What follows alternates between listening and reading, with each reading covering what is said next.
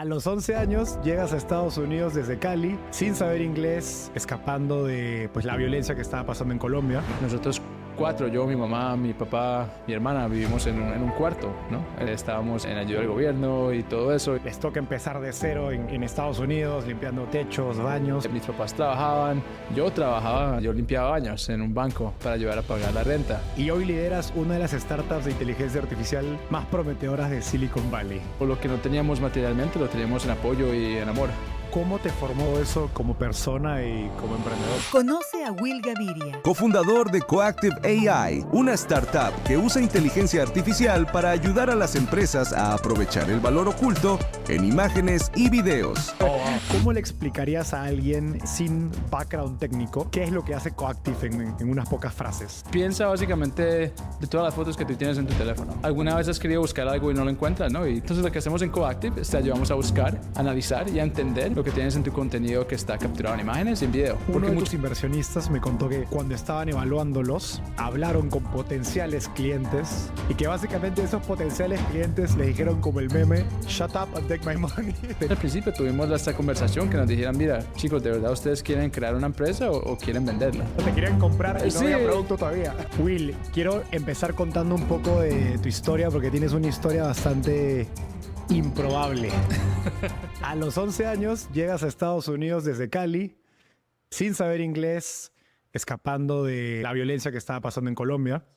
Tus papás me contaste que en Colombia tenían una vida de clase media, eran profesionales. Les toca empezar de cero en Estados Unidos, limpiando techos, baños. Y hoy lideras una de las startups de inteligencia artificial más prometedoras de Silicon Valley. Si alguien te hubiera conocido a los 11 y te hubiera contado que ese era tu futuro, ¿qué hubieras pensado? Si tú miras las estadísticas o miras simplemente la situación, lo normal es que hubiera llegado, me hubiera tocado bien duro. Pronto en la escuela me toca retrasar un grado, no me va muy bien. Luego cuando lleguemos al college, ¿cómo lo vamos a pagar y cómo lo voy a hacer si nunca hemos estado en el sistema americano? ¿No? Y pues, si Dios quiere, de pronto hubiera ido a Community College y tú sabes, y eso hubiera sido como lo estándar, ¿no? De pronto que estaba en mi futuro. Pero aunque mi futuro no fue así, todos esos desafíos los tuve, ¿no? Cuando estaba empezando la escuela, yo no sabía inglés. Me acuerdo el primer día, me decían bla, bla, bla, bla, William Gaviria, y yo presente, ¿no? Y respondía en español. Y me decían bla, bla, bla, y yo, ¿qué? Bla, bla, y yo no, y me pusieron en clases obviamente con otra gente hispana. Y, digamos, unos años después, yo estaba en high school, mis papás trabajaban, yo trabajaba como, yo limpiaba baños en un banco para ayudar a pagar la renta. Entonces yo no solamente tenía la escuela, no tenía eso encima de todo lo académico que estaba haciendo. Y cuando estaba aplicando a universidades, no podíamos pagar y por la escuela, o sea, una escuela en Estados Unidos es carísima. La tuition nada más de una escuela en Estados Unidos era mucho más que lo que se ganaban mis papás en un año, antes de taxes, ¿no? Y no solamente eso, pero mis papás no conocían el sistema americano de universidades, de cómo funcionaba, que era una SAT, que era un SAT, o sea, me tocó mucho ese journey solo, ¿no? Pero aunque tuve todos esos desafíos, o sea, gran parte de mi historia era seguir y hacerlo, pero sobrepasar lo que estaba esperando la gente. Ir saltando barreras. Exacto. ¿Cómo te formó eso como persona y como emprendedor? Yo siempre hablo de mi historia de emprendedor desde esos años, porque la verdad y fue donde muchos de mis años formativos fue eso. Crecí, como te digo, no éramos pobres, pero tampoco éramos ricos en Colombia, y de un momento a otro llegamos acá, ¿no? O sea, nos toca empezar desde cero la vida. Y hay dos cosas, ¿no? Que creo que son muy importantes, ¿no? De cómo llego aquí de mi antes, mis papás trabajan en algo profesional, tenemos una casa de 2 pisos, ¿no? Y llegar aquí y nosotros cuatro, yo, mi mamá, mi papá, mi hermana, vivimos en un cuarto, no, literalmente un cuarto, todos nosotros 4 por más de un año. Estábamos en food stamps, ¿no? Estábamos en ayuda del gobierno y todo eso. Y entonces empezamos de verdad desde cero, ¿no? Y yo veía a mis papás trabajar durísimo, ¿no? O sea, mi papá trabajaba en la gobernación, mi mamá trabajaba de gerente, ¿no? Y básicamente empezaron a trabajar limpiando casas. Mi papá trabajaba limpiando el Burger King por la noche y a veces haciendo techos por el día. A veces en el mismo día le tocaba eso. Y mi hermana también, ella llegó a los 15, ya le tocó súper duro toda esta transición. Pero lo que no teníamos materialmente lo teníamos en apoyo y en amor. Y eso fue una gran parte de lo que básicamente nos ayudó a empujar. Pero la otra cosa, ¿cuál era mi razón? ¿Cuál era mi porqué? ¿Qué era lo que yo tenía enfrente mío que yo podía hacer para ayudar a mi familia a crecer, a crear algo desde nada. Y para mí eso fue la educación. Entonces, por eso fue que yo me metí tanto a la escuela. No, es primer día de sexto grado, no, llego aquí como inmigrante, no sé nada de inglés. Primer día de octavo grado estoy en las clases más avanzadas, ¿no? Estoy sacando los test scores más altos del estado en inglés y en matemáticas, ¿no? Digo, ¿por qué yo hablo de esto sobre cuando soy emprendedor? Porque esos fueron mis años de formación, ¿no? De que básicamente no hay ayuda, esto es totalmente en ti. Tienes que, como dicen los gringos, ¿no? Roll up your sleeves and do it, ¿no? Que, no sé, dicho colombiano sería más cercano, es como toca hacerlo. Entonces, yo creo que de ahí es donde viene tu lado de emprendedor, ¿no? De que si no lo hacemos nosotros, no se hace. Entonces, de seguir para adelante, así las estadísticas, así los desafíos estén ahí, no importa. O sea, encuentras una manera. Mencionaste que lo que no había en recursos había en amor en tu casa. Me encantó una historia que contaste alguna vez que cuando te aceptaron en el MIT le dijiste a tu mamá y ella te respondió, ah, qué bien, ¿y qué quieres cenar? Y para los que no han escuchado esa historia, ¿no? Pues yo estaba en el bachillerato, ¿no? Yo apliqué a bastantes escuelas, un programa muy chévere, Questbridge, antes fue el que me ayudó a pagar las escuelas porque yo no tenía la plata para las aplicaciones.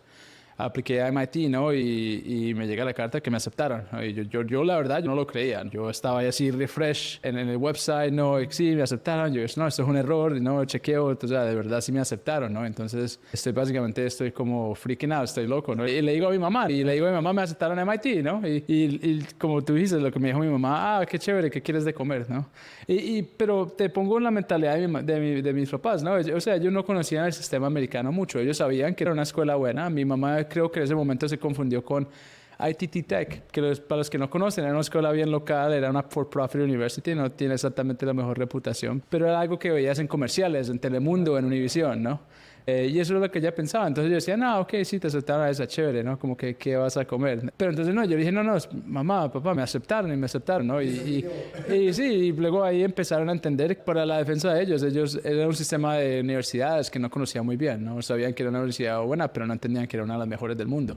Y no entendían lo que significaba, ¿no? Entonces, ahí es donde estaba chistoso. Yo saqué el laptop, mejor universidades del mundo, ¿no? Y pum, ya aparecía MIT en las top 10, ¿no? Pero donde de verdad creo que como que encajó, creo que fueron cuando los próximos días, cuando ellos fueron y les contaron a sus coworkers, a sus bosses, ¿no? Con los que ellos trabajaban. Y creo que mi papá fue en particular que me contó una historia, no me acuerdo bien cómo era exactamente, pero algo como que al boss, mi hijo lo aceptaron en MIT y el boss, ¿qué? Y decía, el boss freak out, ¿no? Le dijo, no, o sea, William, vos sabes qué es lo que quiere decir, ¿no?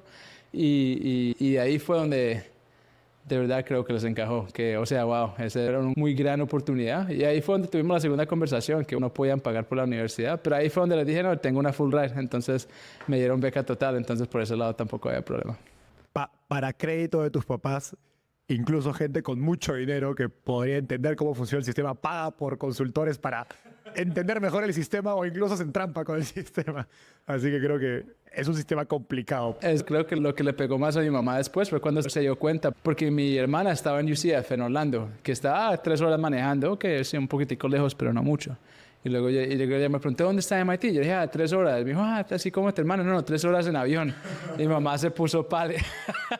Porque ella cree que mi mamá creció con que uno siempre se quedaba en el mismo lugar. Pero esa es otra historia para otro tiempo. Ahora sí, y aprovechando lo que cuentas, pues lo de MIT, metámonos de lleno hacia esa etapa de tu vida. Y haces el camino completo, ¿no? MIT, doctorado, trabajas en empresas pues, de tech como eBay y siempre muy metido en datos e inteligencia artificial. Pero me interesa entender cómo todo eso que suena muy técnico termina inspirando el negocio o la empresa que estás armando hoy. ¿Qué viste en esos años que a lo mejor otras personas no estaban viendo, ¿no? ¿Qué de esa experiencia siembra la semilla de Coactive? Te cuento básicamente cuál fue nuestra historia. En MIT, pues yo venía de donde yo venía, ¿no? Yo venía de una familia de bajos recursos, una escuela pública. Sí, tenía bastante potencial, ¿no? Pero nunca había estado como en una escuela privada. Sin embargo, todos los otros alumnos, ¿no? En MIT venían de las mismas escuelas de los Trumps, de los Obamas, esas escuelas famosas americanas que son súper duras. MIT entendía que teníamos ese potencial, pero que había que alcanzarnos, básicamente. Entonces hicimos un programa durante el verano donde nos enseñaron cómo básicamente estar a ese nivel académico. Fue en ese programa en el que conocí a mi co-founder, a Cody Coleman, que es nuestro CEO de ahora. Entonces somos amigos desde hace rato, desde el 2009. Ahí también conocí a mi esposa. Entonces, como te digo, un programa que cambió mi vida, ¿no? Pero te cuento esa historia porque entonces yo y mi co-founder ya éramos amigos desde hace mucho tiempo. Y tuvimos dos historias paralelas en el lado de tecnología. Del 2009 al 2013 nosotros estuvimos en MIT. Y vivimos básicamente lo que era la Big Data Revolution. Desde los términos súper técnicos, era básicamente una explosión de las empresas porque tenías dos cosas. Tenías una montaña de datos como clics, son cosas como sessions de usuarios, ¿no? Y sabíamos que era súper importante entender qué es lo que estaba en esos datos, pero no teníamos la tecnología. La tecnología se inventó inicialmente, luego Spark, luego el Hadoop Ecosystem. Y cuando se inventó esa tecnología para usar esos datos, o sea, ¡pum!, una explosión total. Llegó BI, llegó Analytics, llegó Big Data, llegó movimiento a la cloud, llegaron muchas cosas al mismo tiempo. Y las empresas se transformaron totalmente. O sea, ya no hay nadie que no haga Analytics, ¿no? Es la primera vez en que se podía utilizar una gran cantidad de datos a escala para tener un resultado de negocio. Exacto. Entonces nosotros vimos eso cuando estábamos en la escuela. Del 2003 al 2020, ¿no? Cody y yo hacemos tres cosas. Hacemos nuestro doctorado, hacemos nuestros internships de research en diferentes lugares, desde tech hasta defense contractors. Y trabajamos, ¿no? Él trabajó mucho en finance, yo trabajé en e-commerce, ¿no? Haciendo data science. Durante todo ese tiempo empezamos esos años en analítica y terminamos básicamente en deep learning. Cody por el lado de software, yo por el lado de hardware y software, aceleración. Pero entonces, ¿cuál fue el punto en que empezó la compañía? Y no te miento, empezó porque necesitaba que Cody me ayudara a mover un sofá. Porque era julio 2020 en California y no le podía pagar a nadie de mudanzas para que me ayudara. Entonces, y él estaba terminando el doctorado en Stanford. Es caro mudarse a San Francisco.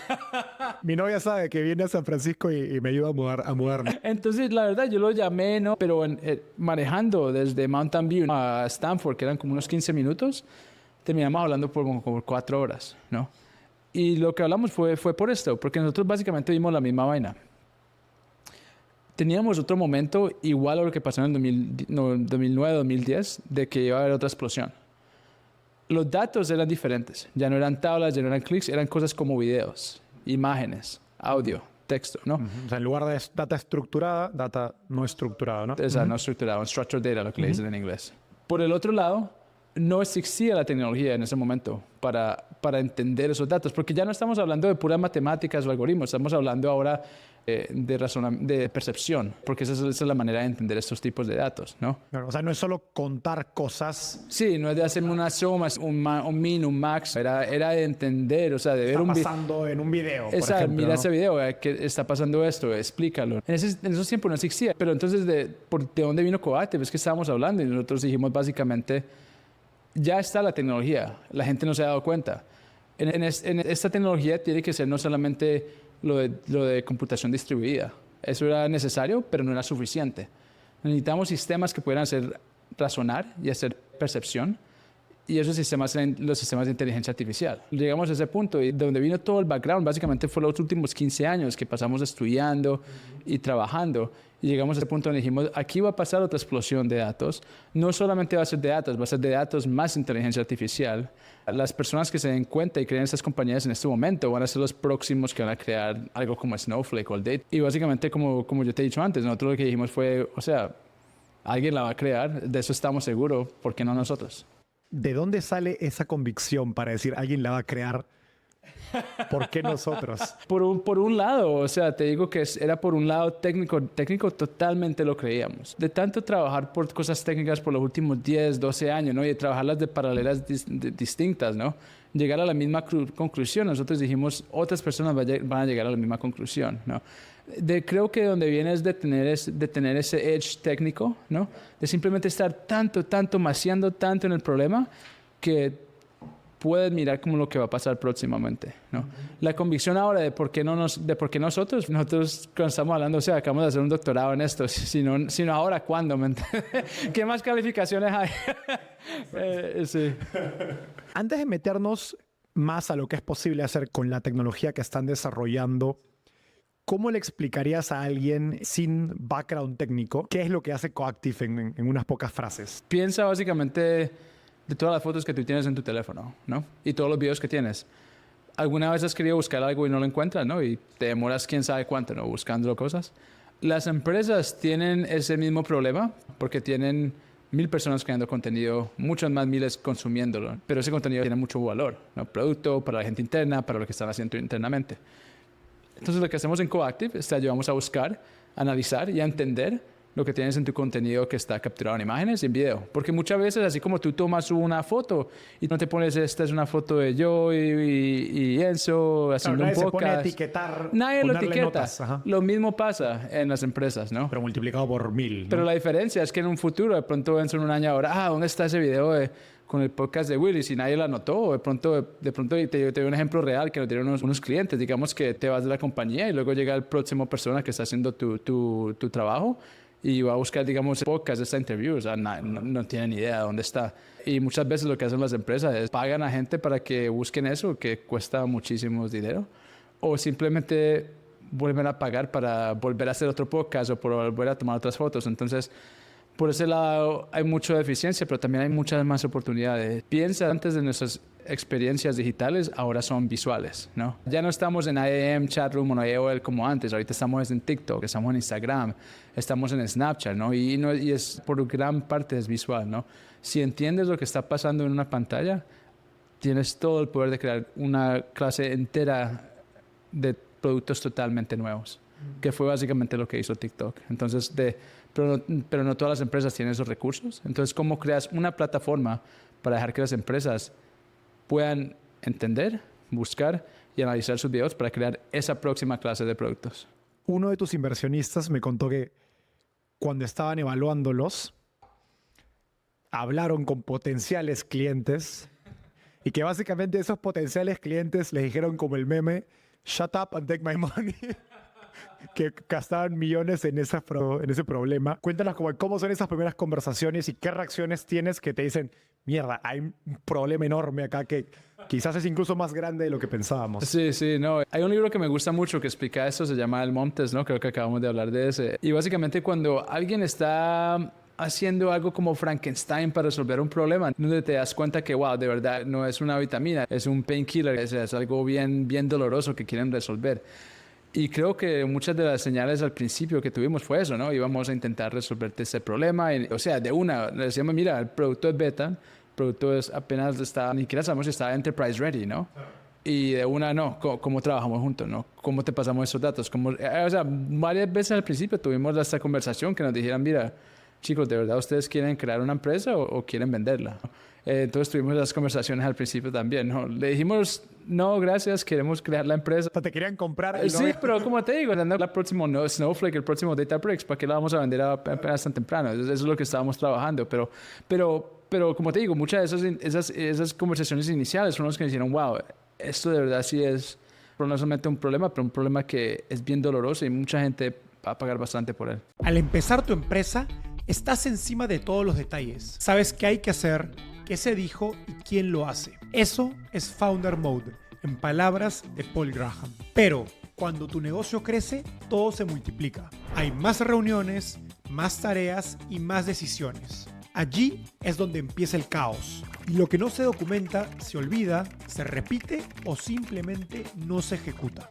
Founder Mode se rompe si no tienes un sistema operativo que crezca contigo. Por eso existe Notion AI for Work. Resume reuniones, detecta tareas, encuentra todo, incluso si está fuera de Notion. Y ahora con chat directo con tu modelo de IA preferido, GPT 4.1 o Claude 3.7. Notion es una plataforma todo en uno para gestionar tu startup. Flexible, comprensiva y customizable. Docs, wikis, bases de datos, todo en un solo lugar. Y esta vez Startupeable se alió con Notion. Obtén 3 meses gratis de su plan Business más inteligencia artificial en el link en la descripción del episodio.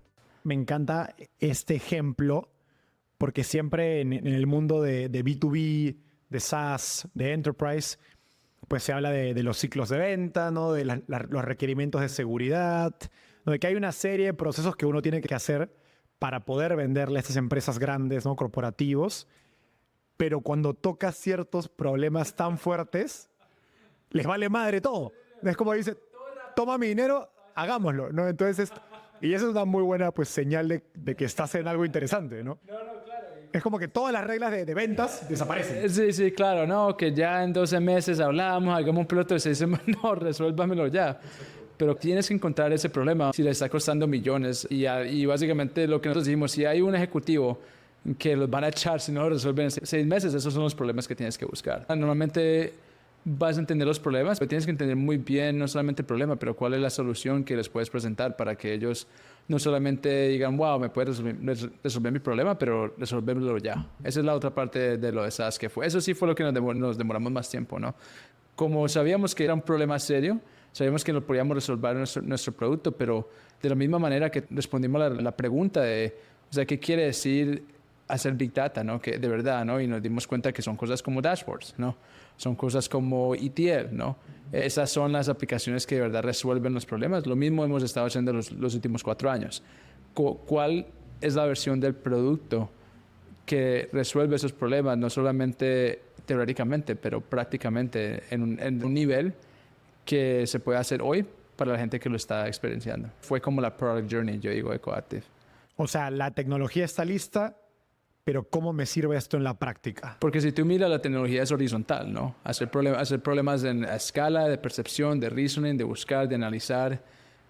Pero verticalmente, ¿cuál es el producto? ¿Cuál es la solución? Y hacer ese gap de una tecnología a una solución es básicamente lo que es el Product Market Fit. Ayúdanos a entender un poquito más justamente ese lado práctico. Mientras preparaba la entrevista, algo que me llamaba mucho la atención es esta idea, ¿no? De los datos, o quizás incluso más, que se generan, ¿no? Por las empresas, por las personas, pues son visuales, no son imágenes, son videos. O sea, la mina de oro de datos en el mundo de inteligencia artificial son datos no estructurados, ¿no? No son tablas de Excel sencillas. ¿Qué ejemplos has visto en clientes que te emocionan del poder que se podría desbloquear con esta data? Te doy 2 ejemplos reales. Uno de cuando estaban usando los datos y lo duro que era usarlos, y otro de cuando no se usaban y lo que pudieron hacer después. El primero sí lo puedo mencionar porque es uno de nuestros clientes que podemos hablar públicamente. Ellos son Fandom, ¿no? Fandom, para los que no los conocen, es una página que tiene 350 millones monthly active users. Ellos son el website, la comunidad más grande de gaming y social de gente que son fans de cosas como Lord of the Rings, de Game of Thrones. Si has buscado alguna vez algo de Game of Thrones o tal cosa, más que seguro ha sido una página de Fandom, ¿no? ¿Cuál era el problema de ellos? En esa comunidad, 99% de todos los datos de imágenes, de video que se subían a la plataforma, totalmente sanos, normales, ¿no?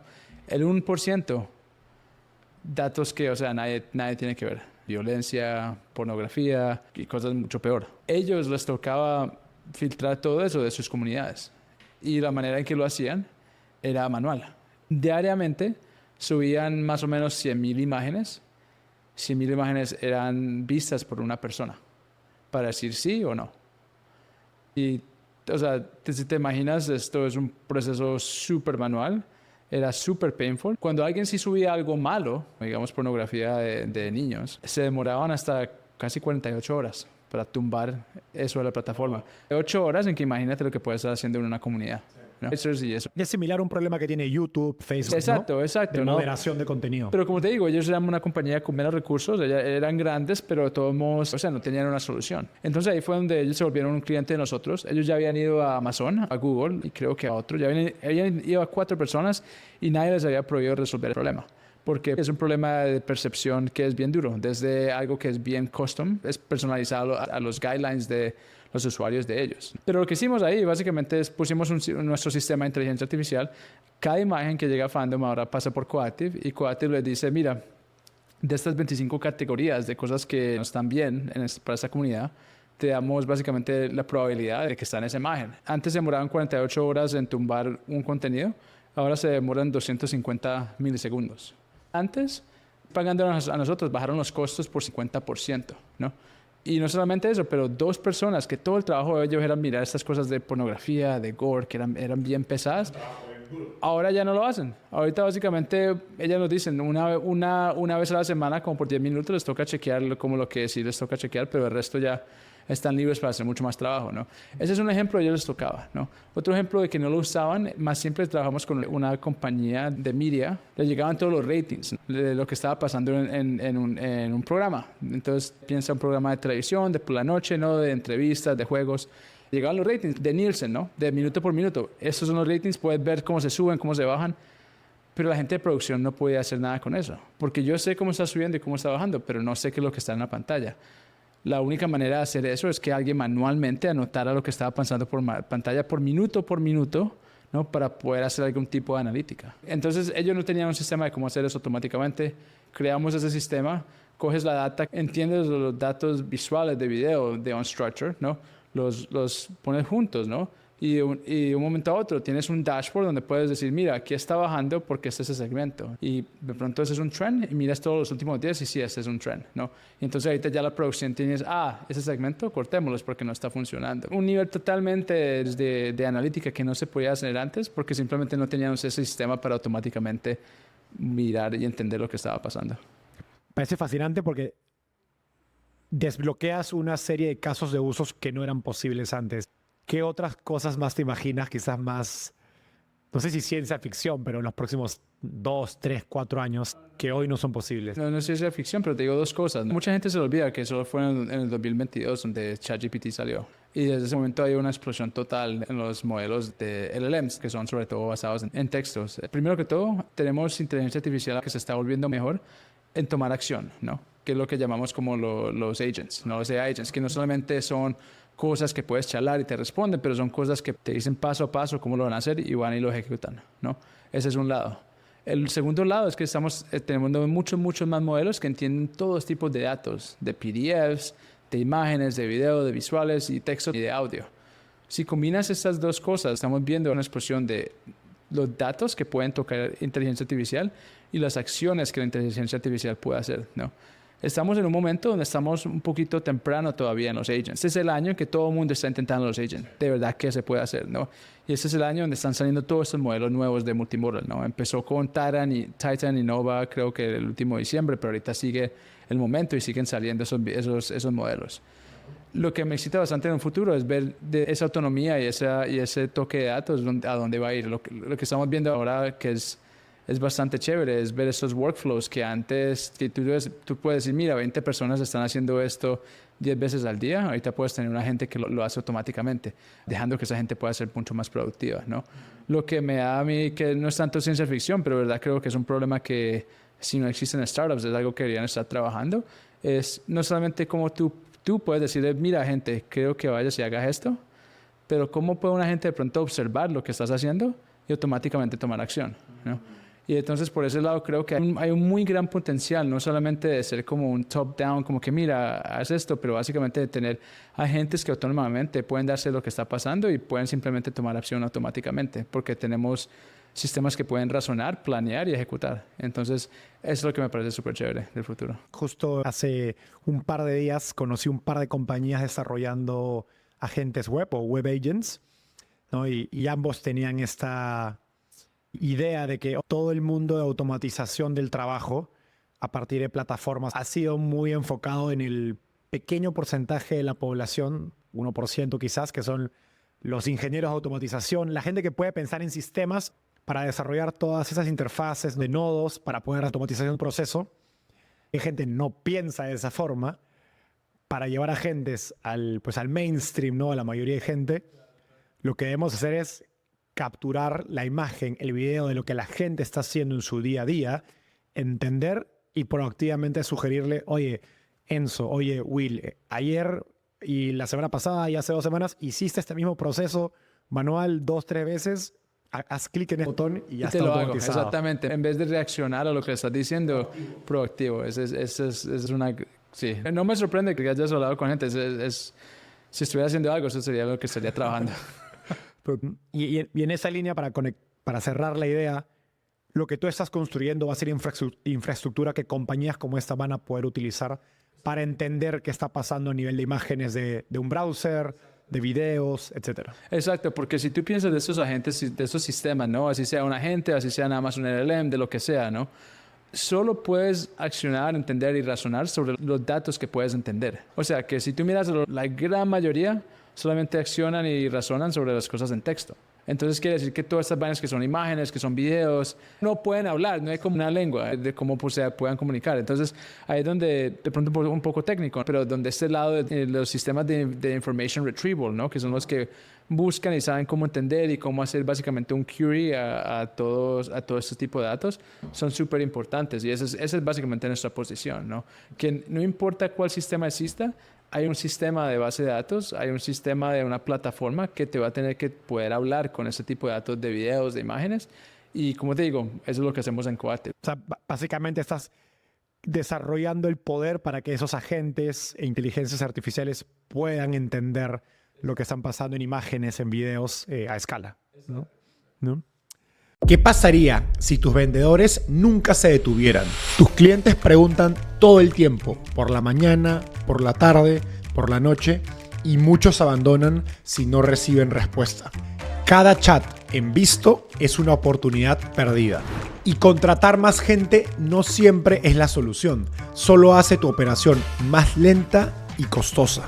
Hoy, los negocios digitales que más rápido crecen encuentran formas de estar siempre presentes sin sumar presión a sus equipos. Por eso existe Ya Vendió, tu vendedor virtual que responde en menos de 30 segundos las 24 horas del día. Mientras otros esperan a que sus clientes compren solos en la web, tú puedes triplicar tus conversiones hablando directamente con ellos y afinar tus campañas en tiempo real utilizando su dashboard. No es magia, es inteligencia artificial aplicada al crecimiento de tu negocio. Más de 150 empresas en México, Brasil y Perú ya venden hasta cuando duermen gracias a Ya Vendió. ¿Y tú? Agenda tu demo gratis en yavendio.com o haciendo clic en el enlace en la descripción del episodio. Ahora sí, volvamos al episodio. Ahora me gustaría hablar más del cómo ha sido construir Coactive como empresa. Y algo curioso que te he escuchado decir es que creo que lo tocaste ahorita brevemente, pero es que hacer Coactive no fue solo lanzar un producto, sino crear una categoría, ¿no? Y pues eso influye mucho, ¿no? En cómo diseñas el producto, cómo vendes, cómo lideras, cómo incluso educas al mercado sobre, oye, tengo esta tecnología, pero ¿para qué la uso, no? ¿Qué es lo más difícil, dirías, de crear una categoría cuando el mercado de repente no está seguro de cómo usar esta tecnología? Para darte un poquito en contexto, cuando nosotros empezamos Coactive fue en el 2021, ¿no? Eso no sé si te he contado, pero cuando nosotros estábamos haciendo el fundraiser, la mitad de los inversionistas nos dijeron que no. Porque están haciendo una compañía de inteligencia artificial. Esto es una waste of time. Literalmente fue la mitad de los inversionistas. Qué locura cómo cambia el mundo en el en un 2020. Sí, eso fue lo que nos dijeron la mitad, ¿no? Y cuando fuimos y encontramos a Martín Casado, él fue un súper proponente de nosotros, nos dio los fondos y empezamos la compañía. Cuando estábamos hablando con la gente en el mercado, la gente nos decía, la primera pregunta que nos hacía es, ¿qué es inteligencia artificial? No entiendo esto, ¿no?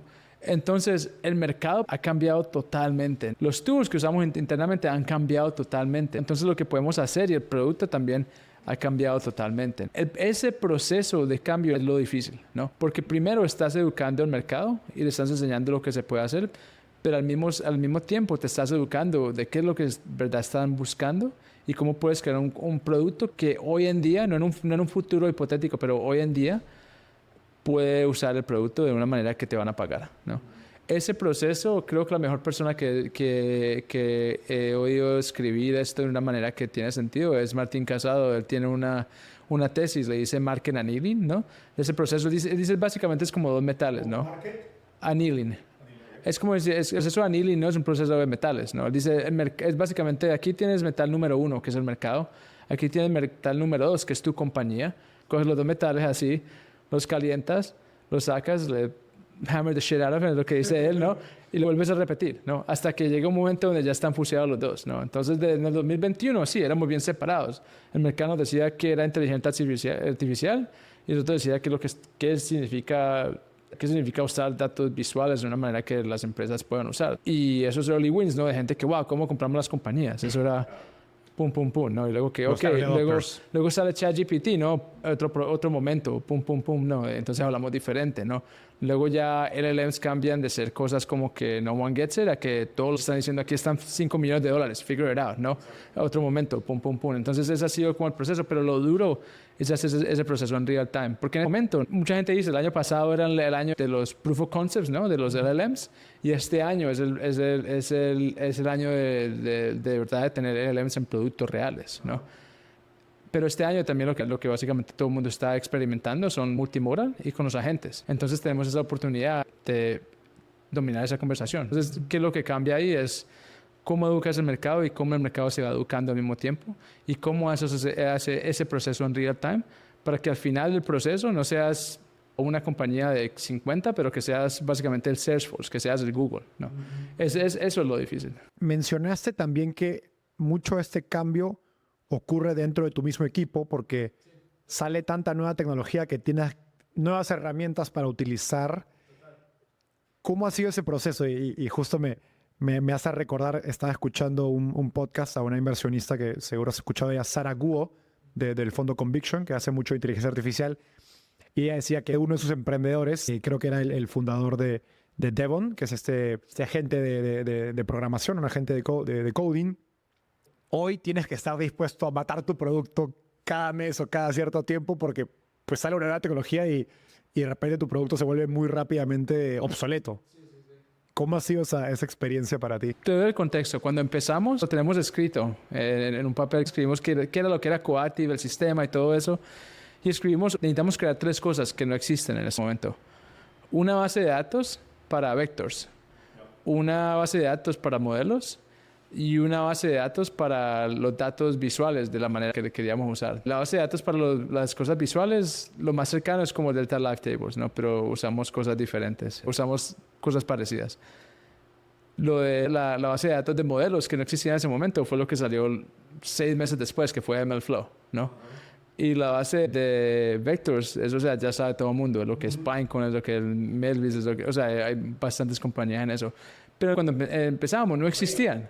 La primera cosa que yo hice cuando creamos Coactive es me senté y por 3 semanas escribí una vector database, ¿no? No porque quería, pero porque no existían. Y tú piensas de cómo sería la misma experiencia de crear Coactive hoy, ¿no? O sea, vector database acá, un model registry acá, lo que sea, ¿no? Pero entonces, ¿cuál es tu mode defensivo, no? Es lo que es importante, porque si tu producto es tan fácil de recrear que cualquier persona lo puede recrear, ¿no? Entonces, de verdad, o sea, una de dos, o tienes que ser súper rápido y tienes que estar en ese mundo de crear y recrear tu producto cada mes, básicamente, que alguna gente lo puede hacer y alguna gente es lo que hace y lo hace espectacularmente y es súper interesante verlo. O encuentras en todo esto qué es lo difícil, cuál es como la abstraction, y esa es como nuestra manera de pensar, porque nosotros no somos que doctorados en infraestructura, en data systems, ¿no? En AI, y lo que nosotros pensamos, ok, si están cambiando todos los modelos, si están cambiando todas estas tecnologías, ¿cuál es el sistema para que nuestros clientes puedan crear un producto, una solución encima de todo esto? Y así los modelos cambien dramáticamente. Lo de acá arriba no cambia. Nosotros pensamos más no tanto de cómo moldeamos y cambiamos todo el producto, cómo dejamos que para ti, como un cliente, no te tengas que preocupar de eso. La manera que pensamos es básicamente como cuál es el operating system, ¿no? De inteligencia artificial multimodal. Entonces, y eso es básicamente como nuestra filosofía de arquitectura y diseño. Y luego, si sale una nueva tecnología, un nuevo modelo, el cliente lo puede, digamos, tú lo conectas y el cliente lo puede aprovechar. Es más, lo que le decimos a nuestros clientes es que no te tienes que preocupar. Si tú vas a crear esto mismo hoy y lo vas a crear, digamos, en GPT-4, ¿no? ¿En cuál momento va a salir GPT-5, ¿no? ¿En cuál momento va a salir 4o? ¿En cuál momento va a salir los próximos, ¿no? Que van a ser, si tú miras el pasado, van a ser cada 3 meses, ¿no? Entonces, ¿cómo puedes crear un producto encima de esa turbulencia, ¿no? Y que para nosotros es un momento bien parecido a lo que era el operating system back in the day, ¿no? Que, o sea, te estabas creando todos esos problemas, la arquitectura de computer systems cambiaba bastante. Entonces, ¿cuál fue la solución? Windows creó un operating system y básicamente puso todo eso abstracted away, ¿no? Claro, lo facilita para que todo el mundo pueda utilizarlo. Exactamente, porque ese es el futuro que vemos. Esa idea me gusta mucho porque creo que es un principio importante, una filosofía importante tuya. Y en una entrevista pasada decías que si volvieras a empezar, apostarías aún más fuerte por la accesibilidad de esta tecnología. Que Y digo, textual, decías, hacer la inteligencia artificial fácil de usar no es un detalle, sino es el diferenciador. Cuéntanos, ¿por qué hacer la IA más accesible es más poderoso que incluso tener la mejor tecnología? Es fácil, te doy dos ejemplos. El primero es, si tú miras a ChatGPT, ¿no? El momento que explotó y básicamente tuvo esa explosión de todo lo que era inteligencia artificial, el producto por sí básicamente existía ya un año antes, ¿no? Los mismos modelos ya existían por cierto tiempo, ¿no? Fue esa interface, ese UX que era tan simple, tan fácil de usar que hasta mis papás lo estaban usando, ¿no? Que cualquier persona podía charlar con ella, cualquier persona podía interactuar y jugar y crear algo encima de eso, ¿no? Esa facilidad fue lo que básicamente tuvo ese problema de explosión y de viralidad, ¿no? Y no era que antes no existían modelos de lenguaje, por mucho tiempo ya existían, ¿no? Pero fue esa interfaz la que hizo toda la diferencia. Entonces ese es un gran ejemplo, en mi opinión. Es curioso, el mismo Sam Altman, creo que lo he escuchado decir que ellos no se esperaban de que lanzar ChatGPT iba como que empezar toda esa revolución. Pero apenas se hizo algo accesible que no solamente era para el developer, no solamente era para el researcher. Cambió el acceso a otra gente, cambió por sí la misma gente. O sea, ahorita estamos hablando de ¿qué? De prompt engineers, ¿no? Estamos hablando de AI engineers, porque básicamente está toda una nueva línea de productos que se puede usar por no solamente una audiencia que no es técnica, pero también por la audiencia técnica. Hasta la misma audiencia técnica cambió por términos de accesibilidad. Pero el segundo punto voy a algo que me dijiste antes, ¿no? Si tú creas un producto y solo lo puede usar un data scientist, solo lo puede hacer un ML researcher, ¿no? Te estás limitando de lo que es posible por tu mercado, ¿no? Algo más que dijiste es, nosotros hicimos los doctorados por una razón, para que nuestros clientes no tengan que hacerlo. ¿Qué significa en la práctica hacer más accesible la tecnología? O sea, a nivel de quizás algún principio o aprendizaje que tengas sobre diseño, sobre cómo piensan en el producto para que el cliente pueda aprovecharlo sin tener que entender toda la maquinaria que hay detrás. Al principio, ¿no? Yendo a lo que estábamos hablando antes, ¿por qué nos intentaron comprar, no? ¿Por qué fue que uno de nuestros inversionistas nos dijo que apenas terminó de hablar con nosotros, lo llamó y le dijo, ¿puedo comprar esta compañía, no? Porque es un problema bien difícil. Te doy el ejemplo más básico, ¿no? De por qué es tan difícil el multimodal, ¿no? Piensa de datos estructurados, ¿no? Si tienes 10 millones de rows, ¿no? Digamos de un número que son 4 bytes, estamos hablando de 40 megabytes, ¿no? 40 megabytes es fácil, lo puedes mandar hasta casi en un email attachment, pues no en Gmail, ¿no? Pero puedes mandar muy fácil por el internet. Cambia a datos de texto y digamos 10 millones de documentos, ¿no? Si tomas el dataset de Wikipedia, 10 millones de documentos son más o menos 40 gigas, ¿no? 40 gigabytes. O sea, es más, pero todavía lo puedes mandar, lo puedes poner en Google Drive, sí, en Box, lo que sea, ¿no? Lo puedes tener en memory, ¿no? Hasta digamos, en unas instances, ¿no? Una 4XL o algo así, o una 8XL en AWS. Hace el salto, ¿no? de imágenes a videos. Y vamos a 10 millones, ni siquiera de videos, nada más de imágenes para empezar, ¿no? Estamos hablando básicamente de 20 terabytes, de 40 terabytes, más o menos. O sea, simplemente práctico. ¿Cómo lo harías, Elsa, Claro. ¿no? O sea, ni siquiera yo ni siquiera en la casa tengo un hard drive que pueda tener 40 terabytes, ¿no? Si lo tengo que mandar por te digo, si lo mandas por AWS, te vas a tener que cobrar como $3,000, nomás para moverlo de un lado para otro, ¿me entiendes? Muchas veces. No hay una máquina que pueda tener eso en memory, ¿no? Hasta donde yo sé, por lo menos no en la misma VM. Entonces estamos hablando de un mundo totalmente diferente de sistemas, donde has visto lo difícil que es hacer inteligencia artificial nada más en texto. Cuando vas a imágenes a video es un mundo totalmente diferente, donde ya cosas tan simples como leer y descargar son totalmente otro volumen. Eso es lo difícil de crear estos sistemas. Necesitas básicamente ingenieros de datos, ingenieros de sistemas, ingenieros de inteligencia artificial y necesitas ingenieros de productos que están haciendo toda esta vaina. Es una cosa que tienes que orquestar en todos los niveles para poder hacerlo eficientemente, ¿no? Esa es la parte que es dura de crear.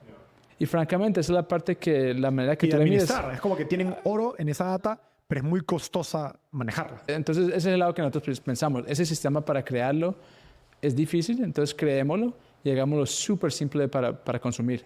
Y esa es básicamente, esa la verdad es nuestro defensive mode, ¿no? Que esto es tan duro de crear que cuando lo creemos y lo hacemos fácil de usar, por eso es que hemos tenido la trayectoria que hemos tenido. Creo que suena un poco contraintuitivo esta idea de apostar tanto por accesibilidad cuando se habla tanto de tecnología, ¿no? Del mundo startup, del mundo uno va a Twitter, no sé, y el último modelo, la última tecnología. O sea, parece que el juego está en tener el mejor modelo, los mejores datos, no necesariamente lo que nos has escrito. ¿Qué errores quizás has visto en startups de IA, de inteligencia artificial, que subestiman pues, el rol de esta experiencia de usuario y que quizás construyen cosas brillantes pero imposibles de usar para la mayoría del mercado? No, es como tú mismo lo dices, si es imposible para usar la gran mayoría del mercado, ¿qué tracción vas a tener de verdad, no? Si tú miras todos los productos que tú amas y que tú usas de una, o sea, como te digo algo yo empecé a usar Canva cuando yo estaba haciendo Coate para crear presentaciones y todo. Desde el momento que lo usé, dije, wow, o sea, básicamente es un producto que casi estaba anticipando lo que yo iba a hacer y ya lo tenía listo, ¿me entendés?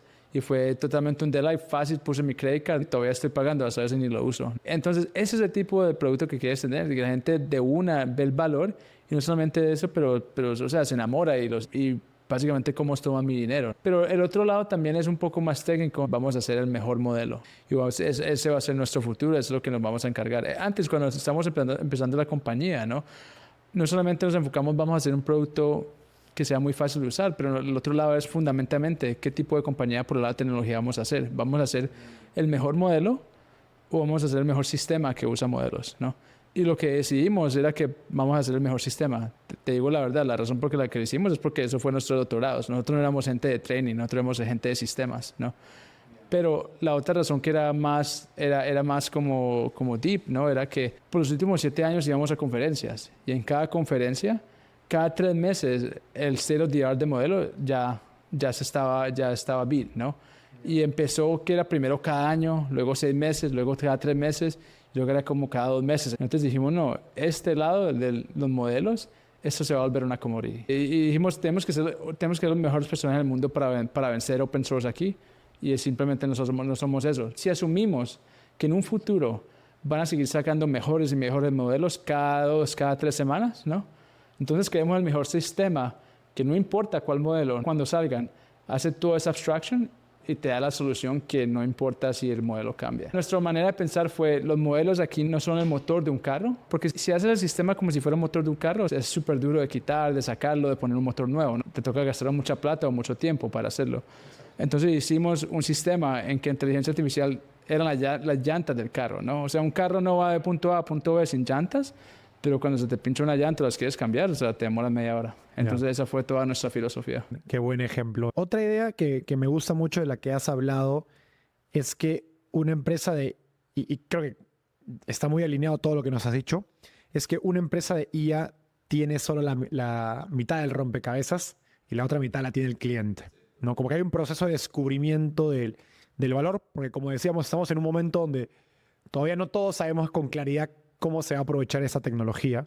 ¿Cómo identificas a esos clientes que están dispuestos a co-crear, a darte esa otra pieza del rompecabezas? Básicamente la pregunta es de cómo encontramos esos design partners, ¿no? Esa gente que al principio quiere tomar ese riesgo contigo, quiere usar el producto cuando casi ni lo has terminado, ¿me entiendes? El proceso de nosotros fue básicamente, nosotros empezamos vendiéndole a cualquier persona que pudiéramos hablar, ¿no? Pero lo que nos dimos cuenta es que teníamos que tener un sistema. Y lo que nos dimos cuenta es que habían bastantes verticales que se podían usar esta tecnología porque era horizontal. No. Pero habían ciertos verticales en que era mucho más dolor que tenían y mucho más fácil de resolver el problema. Entonces, cuando ibas a esa persona que tenía bastante dolor y era más fácil de resolver el problema, si tú eras un beta, lo quiero usar ya, ¿no? Y te quiero pagar ya. No. Para nosotros, en el mundo de video y sistema, ¿no? y analizar, buscar datos de videos e imágenes, fue Media and Entertainment. Fue ahí donde tenemos nuestros clientes más grandes, ¿no? Básicamente porque ellos tienen los casos de uso más sofisticados, ¿no? Tienen video, que es por modalidad de datos, es una de las más duras, claro. ¿No? Pero cuando te pones a mirar cómo están haciendo los casos de uso en los videos, es básicamente totalmente manual. Entonces, por un lado de tecnología, son los que están más listos para ser disrupted, ¿no? Para que vayas, creas una tecnología y cambies todo el mundo de ellos. Hay una escena que contaste relacionada a tus clientes que te dijo, genial, pero lo quiero en 5 días. Y tú y tu equipo durmieron en la oficina del cliente para entregar el producto. ¿Cómo logras que tu equipo tenga ese nivel de compromiso? Sí, esa fue la más vieja. La última la hicimos en 23 horas. Wow. Nos tocó otra. Sí, mucho esto, o sea, hemos hablado mucho de la tecnología, hemos hablado mucho de toda esta vaina, pero al final del día lo que te digo es de personas, es de gente. Para mí, cuando estás haciendo una compañía, hay 3 tipos de personas. La que estamos hablando en este momento, ¿no? De tu pregunta es la gente en tu equipo, ¿no? La gente que tiene un trabajo que más que seguro le estás pagando más de lo que tú le puedes pagar como una startup. Y de todos modos, ¿no? Saben de esas compañías para que les paguen menos, Claro. les des mucho más trabajo, ¿no? ¿Pero por qué? Porque tienes que convencerlos de la misión, de lo que están haciendo, ¿no? Del futuro de la compañía, no de lo que está pasando hoy, ¿no? Son como inversores. Exactamente, ¿no? Y las otras dos personas son inversores en dos sentidos, ¿no? Los inversionistas que te van a dar dinero para una idea, para crear una compañía. Y los otros son tus clientes, que te van a dar la plata de ellos, del budget limitado que tienen, para que les pueda resolver sus problemas, ¿no? Entonces, nuestra filosofía, ¿no? Es que, o sea, tienes que buscar a esa gente que de verdad está lista para el journey que tienes, ¿no? Y nosotros, yo en mis propias entrevistas, cuando estoy buscando gente para mi equipo, yo le digo, mira, yo soy en esto, en el momento que estamos en la compañía hay dos cosas, ¿no? Muchos de los roles son founding roles, ¿no? ¿Qué quiere decir? Que hay muchas cosas que te va a tocar hacer de 0 al 1. ¿No? Y te va a hacer, mira, es la versión 10.2, no, o sea, muchas cosas te toca hacer de 0 a 1. Y la segunda cosa que siempre les digo, nosotros somos una growth company. El año pasado teníamos 25 personas en enero, este año tenemos 60, ¿no? Esa es la trayectoria de cómo crecemos, ¿no?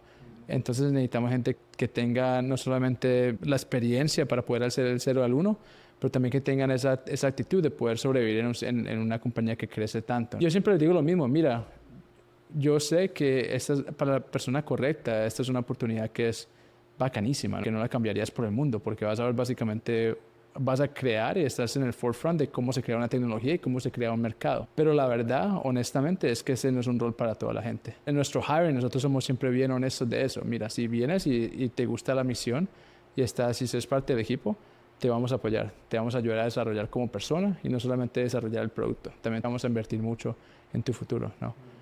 Pero es súper importante encontrar esas personas que sí están de verdad, eso es algo que quieren, ¿no? Porque no es todo el mundo. Casi como que tienes que desanimarlos, ¿no? De la oportunidad.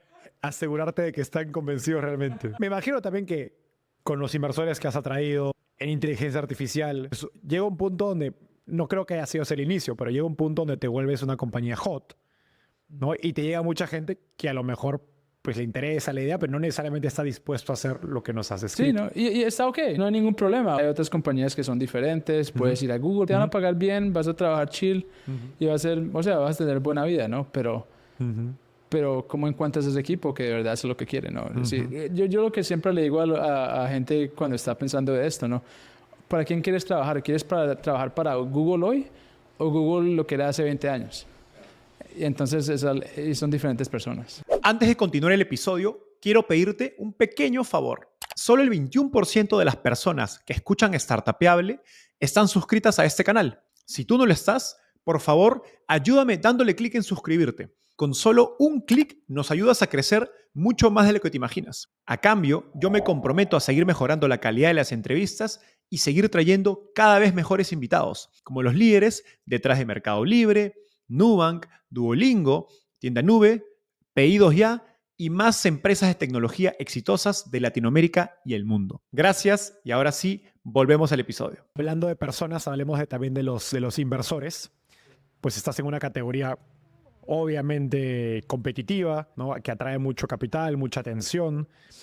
No basta con un buen pitch convencer a los mejores inversores del mundo para apostar en una categoría tan, como digo, hay un premio grande, pero por lo mismo atrae a mucha gente muy talentosa, ¿no? ¿Qué aprendiste de cómo piensa un fondo como Andreessen Horowitz, como Bessemer, cuando invierte en esta categoría como inteligencia artificial? Sí, lo que yo aprendí es que también depende mucho del partner, depende mucho de la persona, ¿no? Sí, estamos con Andreessen Horowitz, pero estamos con Martín Casado. Sí, estamos con Bessemer Venture Partners, pero específicamente estamos con Elliot Robinson y con Janelle Tang, ¿no? Ellos son nuestros básicamente las personas que representan el fondo. Entonces sí, el fondo importa, pero lo importante ahí es las personas, y no solamente eso, pero si tú miras a un empleado que está en tu compañía, si las cosas de pronto no van tan bien, pues la duele, pero, o sea, you part ways, los puedes echar, ¿no? Pero si tú escoges al inversionista que es no el right fit, ¿no? Es súper doloroso, porque lo quieras o no, ellos están ahí para el resto de tu compañía, y además, de pronto están en tu board, ¿no? Que es todavía más serio. Entonces, ahí sí es competitivo y todo eso, pero ahí es donde digo que es muy importante tomar el tiempo para conocer de verdad quién es ese partner, para que ellos conozcan de verdad cuál es tu misión. Igualmente van a haber ciertos partners que simplemente no son para ti. Yo he conocido bastantes partners que o sea, en la primera hora de conocerlos no hay nada aquí, simplemente de la manera que sos o tal cosa, no vamos a trabajar juntos bien. Y lo otro que diría también es, sí, el espacio es competitivo, pero muchas veces lo que yo he visto con los inversionistas es de educación. Si de verdad tú tienes una idea que es buena y tú de verdad la crees, ¿no? Intenta no tanto como hacer un pitch, pero de educar, ¿no? De educar a los mismos inversionistas. Mira, yo sé que tú estás pensando de estas cosas de esta manera, pero esto es lo que yo veo. Y por eso tengo esta tesis de esta compañía y por eso la voy a crear. Y francamente, si tú de verdad crees en tu idea, deberías estar comfortable diciéndole, mira, la voy a crear contigo o sin ti. Es básicamente tú quieres ser parte de esta ride o no. Tienes que tener ese nivel de convicción, en mi opinión. Y te digo la verdad, si no la tienes, los inversionistas se dan cuenta de una. Exacto. Hay muchas ideas de inteligencia artificial que se les critica como rappers, ¿no? Que se volvió un meme, ¿no? Y creo que más allá del meme, creo que un poco la crítica es a productos que pues son interfaces pues relativamente superficiales sobre tecnología o sobre los modelos. Y es curioso porque hoy los modelos están yendo a competir también a la capa de aplicación, ¿no? O sea, claro, porque no vas upstream, ¿no? Si tú miras a Jasper, Cloud básicamente. está lanzando sus agentes o sus copilots para programar y creo, mi impresión es que es algo que vamos a ver más seguido, ¿no? Los laboratorios de inteligencia artificial yendo a la capa de aplicación, ¿no? ¿Qué señales usarías hoy para saber si una oportunidad de usar inteligencia artificial realmente vale la pena construirla? En cada compañía hay dos cosas que puedes defender, ¿no? Puedes defender tu producto o puedes defender cómo lo vendes. Si tú creas algo que es muy fácil de crear por los dos lados, pues sí, lo puedes hacer, pero entonces, ¿qué tan rápido puedes crear esa compañía y qué tan rápido puedes capturar el mercado? Por el lado de la tecnología, súper importante entender, está yendo a un Red Ocean, a un Blue Ocean, ¿no? Y de verdad, ¿qué tan fácil sería alguien de recrear lo que estás haciendo, ¿no? Si es muy fácil, entonces pon todos tus chips a lo más rápido que cualquier otra persona, ¿no? Que también tiene su mérito, ¿no? Y viceversa, ¿no? Si tienes algo que es muy fácil de replicar de cómo se vende, ¿no? Entonces, ¿cómo puedes hacer un producto que es totalmente diferente a lo que ya existe? Esa es la manera que yo miro muchos productos. Creo que hay ejemplos en los dos lados. Jasper, para mí Jasper no debería haber tenido lo que tuvo, pero lo tuvo, ¿por qué? Porque se movieron súper rápido y tenían los dos lados. El go-to-market tenía. Mira otras compañías, fue el advisor de mi co-founder en el PhD de él, en Stanford, un advisor de la compañía. Databricks se demoró casi 6 años para tener cualquier revenue y casi se murió como 3 diferentes veces. Pero al final del día, apenas se dieron cuenta de cómo vender el producto. O sea, tienen un producto que era espectacular y nadie podía competir. Me gustaría hacer como un checklist mental para el emprendedor que te escucha y quiere emprender en IA, está pensando en lanzar una startup en IA. ¿Cuáles serían los principios que crees que debería tener claro desde el día 1? Lo primero que yo diría es, depende mucho del tipo de compañía que quieres hacer. El tipo de empresa en la que estamos creando nosotros, es lo que le decimos, pues B2B SaaS, ¿no? Que estamos vendiendo a compañías. Y no solamente eso, pero estamos vendiendo el top-down. Entramos por el CEO, por el CTO, por el VP y vendemos de ahí yendo hasta abajo. Hay otros tipos de productos, el Product-Led Growth, que creas un producto, la gente, los developers hacen un download, una persona hace un download, lo usas y si les gusta mucho, lo que de verdad quieren usar, los ponen una premium feature, le toca poner un credit card y cuando suficientemente la gente en la misma compañía tiene ese credit card, vas por el enterprise sale, es otra emoción. Lo que yo diría es que la checklist, la verdad, la respuesta es depende y depende del tipo de producto y cómo lo vas a vender. Honestamente, el advice que te puedo dar mejor es más por el lado del top-down sales y del B2B, ¿no? Lo que yo diría por ese lado, si estás pensando en hacer una compañía de B2B y una de top-down sales y algo que sea en el enterprise, ¿no? Primero que todo, que estés listo para venderle a enterprises. Hay muchas cosas que para enterprises son table stakes, como seguridad, como escala, como cosas así básicas, como access controls, que muchas veces no lo piensas, pero tienes que tener como un prerequisito simplemente para llegar a la mesa de negociación con esas compañías. Lo segundo es que tiene que ser bien enfocada en cosas verticales. Así no sepas totalmente la respuesta, tener alguna idea de cuál vertical vas a vender, ¿no? Y cómo se vende en ese vertical. Si tú estás vendiendo en Media Entertainment, en lo que estamos nosotros, es diferente si estoy vendiendo al gobierno. Cómo se vende depende mucho del vertical. Entonces ese sería como el punto número 1, ¿no? Y el tercero, ¿cuál es el valor? ¿Cuál es el valor que está trayendo tu producto? Pero no en lo abstracto, pero en la realidad específicamente. ¿Cuál es la línea en el budget que tú puedes decir, esta es la que me va a robar, ¿no? Y si tú puedes identificar esos tres pasos, ¿no? De que básicamente, sobre todo los últimos dos, el vertical y el budget, tienes como un buen starting point, ¿no? Pero el otro lado, el último punto, es estar listo para aprender y aprender y aprender. Porque de venir de nuestros doctorados, intentar vender aquí en B2B Enterprise, o sea, he aprendido mucho más de lo que a veces lo que he aprendido en MIT, ¿no? De cómo se vende, cómo funciona esta gente y cómo son de humanos, ¿no? La gente de Media Entertainment totalmente diferente a toda la gente que yo he conocido en grad school, que yo he conocido en developers, ¿no? Pero al final del día, si estás creando una compañía de ese sector, tienes que saber cómo hablar su lenguaje. Algo que me gusta de lo que haces es que eres CTO, al menos en título, pero vendes tanto como Cody, como tu socio. Estás súper metido en los clientes. Tienes que hacerlo. Eso, ahí fue donde siempre nos decían los inversionistas al principio, porque antes de empezar una empresa, ¿no? Yo creía, ok, creamos el producto, nosotros estamos en la ingeniería y sí, reclutemos unos cuantos manes que van a ir a venderlo. Y lo que uno aprende bien rápido es que no, o sea, tú tienes que venderlo. Es más, nuestros inversionistas nos decían, si ustedes dos, si yo y mi fundador, si ustedes no lo pueden vender, nadie va a poder vender esta cosa, ¿no? Entonces ustedes tienen que hacer las primeras ventas, ustedes tienen que hacer las primeras sales, ustedes tienen que ser los primeros de saber qué tipo de vendedor tienen que contratar, ¿no? Luego van a contratar varios vendedores, se van a dar cuenta de quién sí y quién no. Les va a tocar entrenarlos, pero al principio es todo ventas que son lideradas por los fundadores. Y llegas a un punto bien rápido donde ya son todas bloqueadas por los fundadores, entonces tienes que buscar a otra gente que la pueda vender. Gran consejo. Si no lo puedes vender tú, no lo puede vender nadie.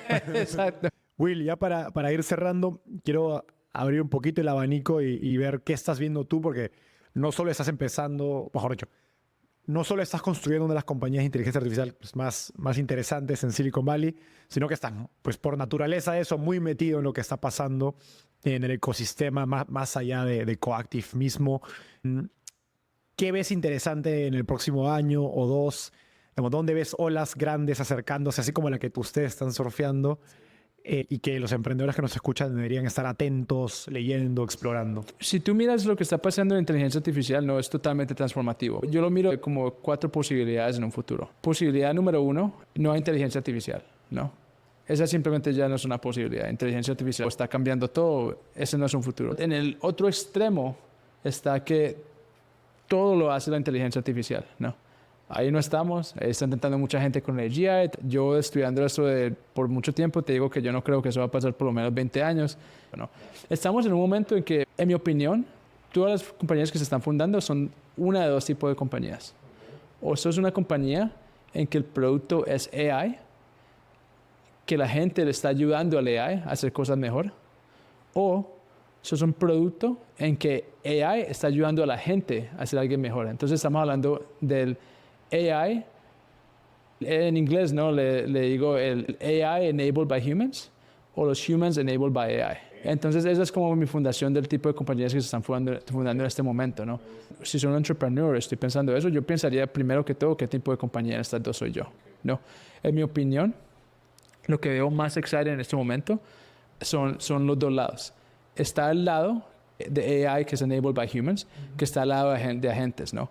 De agentes que observan, agentes que son proactivos, agentes que diseñan cosas nuevas, ¿no? Y simplemente lo hacen en el background, ¿no? Y como te digo, de pronto te piden tu permiso, esta es la 20 veces que hace esto, te puedo hacer esto y te lo hace todo, ¿no?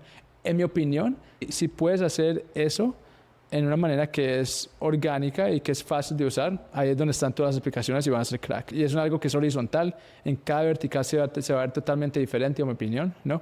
Pero mucha de la tecnología es la misma base y creo que ahí van a crear muchas compañías, ¿no? Yeah. Por el otro lado... Y ahí te imaginas agentes o soluciones verticales. Por soluciones verticales. No, por industria. Hay dos lados. Van a haber muchas compañías que van a hacer soluciones verticales y van a haber muchas compañías que son infraestructura horizontales para ayudar a esas compañías. Que es el caso de ustedes. Exactamente, ¿no? El otro lado es el lado de humanos que son asistidos por inteligencia artificial. Y aquí yo lo miro un poquito lado diferente. En mi opinión, lo que a mí me da más excitement en este momento, no lo que veo pasando, es básicamente de interfaces que son generadas al momento, ¿no? Piensa en una experiencia como que vas a un Photoshop, ¿no? O usas un programa así, ¿no? ¿Cuál es la experiencia normal? Estoy haciendo esta cosa, ¿no? Y, ¿dónde está ese toolbox de los de colors? Vas a el toolbox aquí. Ok, ¿dónde está esa vaina? La buscas Creo acá. que el término que he escuchado es interfaces generativas. Total. Entonces, ¿cuál es el punto, no? Piensa de todos los sistemas que un humano interactúa con un sistema automático o un sistema de computación. Y todos esos interfaces son precreados, ¿no? Y es nuestra labor como humanos para poder adaptarnos a ellos, ¿no? Tenemos por primera vez una oportunidad de hacer totalmente lo contrario, ¿no? De interfaces que son creadas en un momento y que son customizadas no solamente, digamos, para la gente que hace data science, pero no, para Enzo. Exactamente. Y entonces ese es el lado que creo que va a haber muchas oportunidades horizontales y verticales por cómo creamos esos productos y esas interfaces que son totalmente diferentes. Eso no lo había pensado así. Siento que este segundo grupo todavía está aún más en pañales, más naciente que el primero, ¿no? Muy poca gente ha oído que hablando de esto. Se me olvida el nombre, el man de Vercel. Es uno de los pocos. Sí, Guillermo Rauch. Me encanta ese man. Una de las pocas personas que he visto hablando de estas cosas. Y creo que hay muy poco research, pero mucha oportunidad. Imagínate de que tú creas el próximo Photoshop, pero la gran diferencia es las mismas vainas, pero simplemente se adapta a ti. Te va haciendo tal cosa y te pone el panel ahí de una, pum, lo haces autogenerar el resto, ¿me entendés? Eso es lo que básicamente está pasando en el momento con Cursor, con esas compañías de copilots, ¿no? ¿Qué está pasando en software engineering? Básicamente te están autocompletando cosas, te están ayudando a hacer esas cosas. Imagínate crear un producto igual, pero para gente que hace diseño, para gente que hace marketing, ¿no? Y entonces, en mi opinión, espero que esa sea una explosión de todos los tipos de aplicaciones y programas que van a hacer en un futuro. Tus clientes, me dijiste, son media entertainment. Mi impresión es que suelen ser más empresas de un sector tradicional, no son empresas tech con las que trabajan. Retail y media entertainment son los más. Sí. ¿Qué deberían estar haciendo hoy empresas tradicionales que no son nativamente tecnológicas, no son un Google, no son un Apple, para no quedarse atrás frente a esta nueva ola de inteligencia artificial? Muy buena pregunta. Te doy un ejemplo que he escuchado de nuestros clientes que me pareció muy interesante y creo que es muy brillante la idea, ¿no? Estamos en el mundo que si es una compañía tradicional, más que seguro estás en este sector, ¿no? de humanos que son enabled por inteligencia artificial, ¿no? Pero igual de día, tienes 10 personas, tienes 20 personas, 100 personas, no importa. ¿Cómo puedes hacer que esa gente sea la más productiva usando los nuevos tools de productividad, que es todo basado en inteligencia artificial, ¿no? Entonces creo que lo más importante es entrenar a tu equipo a usar estas cosas. Y una de las mejores ideas que yo he escuchado que son bien prácticas es lo que ellos hicieron. Ellos tenían workshops, querían enseñarle cómo usar tools de inteligencia artificial a los marketers para marketing. Ellos querían usarle tools para la gente que estaba en software engineer. Legal los bloqueó por mucho tiempo, ¿no? El equipo legal, ¿no? Entonces ¿qué hicieron ellos? Dijeron, no, fuck it, vamos a hacer seminarios de cómo usar ChatGPT. ¿Para qué? No para el trabajo, nada que ver. Para tus cosas personales. ¿Cómo puedes usar ChatGPT para crear recetas? ¿Cómo puedes usar ChatGPT para hacer tu calendario? ¿Cómo puedes hacer ChatGPT para escribir una carta a tu amigo, ¿no? O para escribirle algo a tu mamá, ¿no? Hicieron seminarios después de work, durante el lunch. No los puedo bloquear porque no, esto no tiene que ver nada con el trabajo. Pero ¿qué pasó? Toda la gente dijo, wow, esto es lo que puedo hacer con inteligencia artificial. Lo empezó a usar en su vida diaria, en cosas personales. Entonces, ¿qué quiere decir? Cuando van al trabajo se hacen la misma pregunta. Estoy escribiendo este email, ¿por qué no uso ChatGPT? ¿No? Estoy haciendo esto, ¿por qué no uso el producto? Entonces, si tú miras lo que ellos hicieron de verdad, es para ayudar a sus empleados en algo personal, bajaron la barrera de adopción mucho más. Y entonces, ¿qué pasa? La gente naturalmente empieza a buscar esos tools y sin ellos dar directiva de que tienen que usar esto, la misma gente empieza orgánicamente a ver por qué no usamos el producto. Ya intenté acá en mi vida. Y entonces ahí es donde vengo, es crear ese cambio orgánico en una organización. Creo que es una de las cosas más importantes que las industrias tradicionales pueden hacer. Qué buena idea. Y esto pasa en contraposición a que muchas empresas tratan de forzar a sus empleados a usar. Y ya piensa cómo lo usas en marketing y quizás una forma más orgánica de hacerlo es usa en tu día a día.